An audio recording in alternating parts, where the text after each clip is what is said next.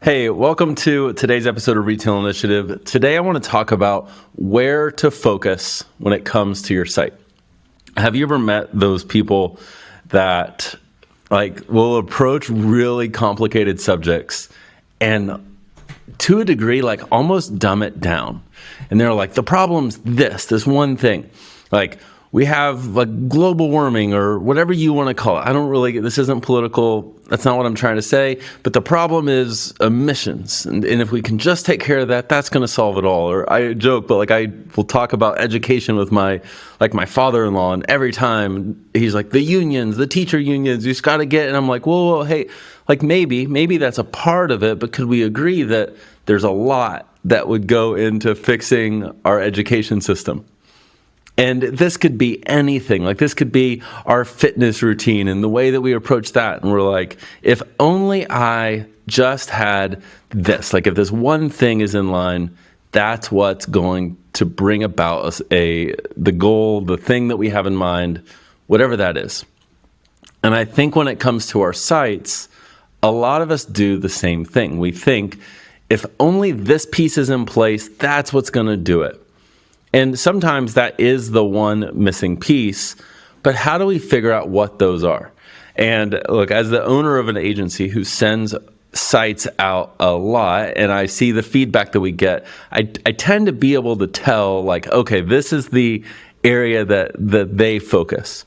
And sometimes it gets good things. It's not that any of these things are bad in and of themselves, but it's something that we want to look at holistically and say, okay, it's not just this one thing, this one natural inclination that I have.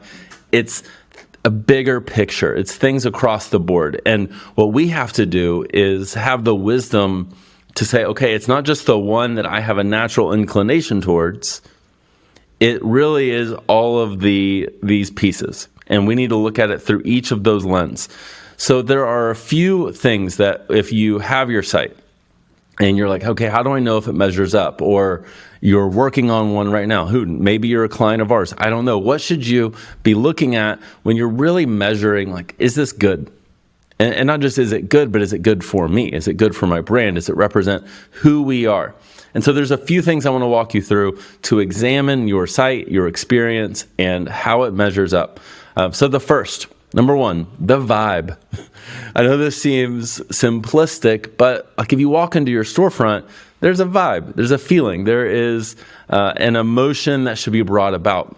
You walk into Anthropologie, you visit their site, you see their social media, they feel the same. Is there a consistent vibe? Do you understand what your vibe is? This one is a little elusive because it can be hard to capture perfectly, but is the vibe in your store fun and vibrant, or is it peaceful and calming, or what is that thing? And so first, does your site generally bring forward the brand vibe? Second, the visuals. Are the visuals in line with your brand? And here there are two sides to it. And I want to point out a mistake to make. One is logos and fonts. Is that consistent across the brand? That's the easy one. If you have decent branding in place, having that be cohesive across all your platforms, that one's easy. Logos and fonts, easy. I do recommend get some good pairing fonts, you have your logo font, but you're not going to use that for product descriptions. But you want those to be cohesive with each other. And that's one of the things that agencies are really good at, is helping you pair fonts well. But there's a ton of online resources about it. But the next one is imagery.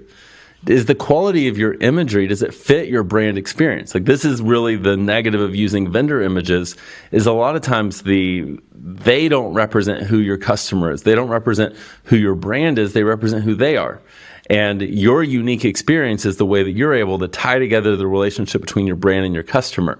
So is the quality of your images on brand. But this is the mistake that gets made, is we run to the other end. I can't tell you how many sites I see where people are like, my site's great. And I'll look and I'm like, your images are great.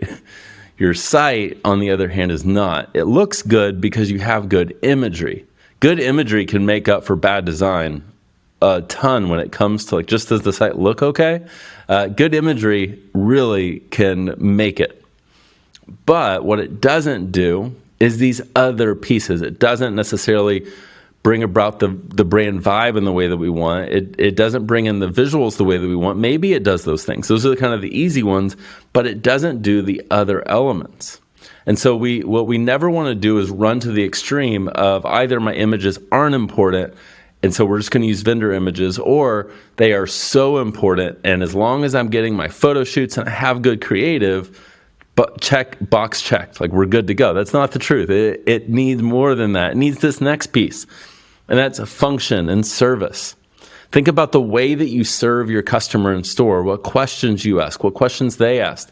How do different people shop? Some people come in looking for brands. Some people come in looking for styles. Some people are looking for a very specific item, and some people aren't looking for anything. They're bored.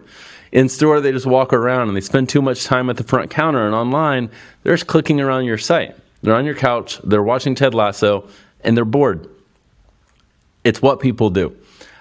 How does your site offer an experience to each of them? Now think about this through the lens of like how your navigation is laid out for each of those type of shoppers, how your featured collections show up on your page to guide the customer through a journey, regardless of which type of shopper they are. Searching for a specific product, searching for a solution to a problem, or generally browsing. So is that service element a part of our experience?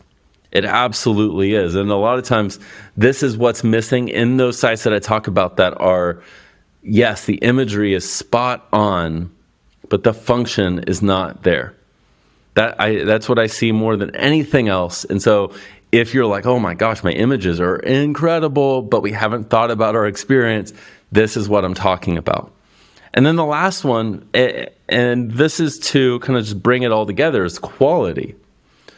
Does it come together in a cohesive, quality-centric way? I didn't word that right. That was a weird way of wording it. But is there quality to it? Your store is likely thought through. You've invested in the way that it looks and it flows. But online, does it look right? Like, are our images the right size? Are we using mobile hero images or desktop hero images? Those pieces. Does it look high quality? Really, does it measure up to who your brand is? Because if it doesn't, all those other pieces, we kind of lose trust. Like someone lands on the site and it looks amateur. And so for cold traffic, for someone that's never visited your storefront, it's really hard to win them over. So is that quality there? So again, does it capture the vibe of your brand? Does it capture the vibe of your store? Are the visuals in line? Logo, fonts, are those cohesive? And then does our imagery represent our customer and our brand and the relationship that exists between them without leaning into images as the only thing that we're doing great at experience-wise? Then function and service. Is it set up in a way that can serve our online customers like we do in store? And then does it all come together in a beautiful way that elicits quality, and it's not just thrown together? It really represents the best of our brand and who we want to be. So this was a tactical one. This is one I wanted to kind of get in the weeds and give you some actionable advice. A favor I'll ask is, if you don't, follow me on Instagram at RetailJosh. Shoot me a DM. Let me know if you had a big takeaway from this episode. I would love to connect with you. So thanks for listening. And last favor, if you're enjoying this podcast, leave a review. That helps us reach new people and continue to expand the impact that we hope to make in the retail community. So I'm grateful for you listening, and I can't wait to see you next week.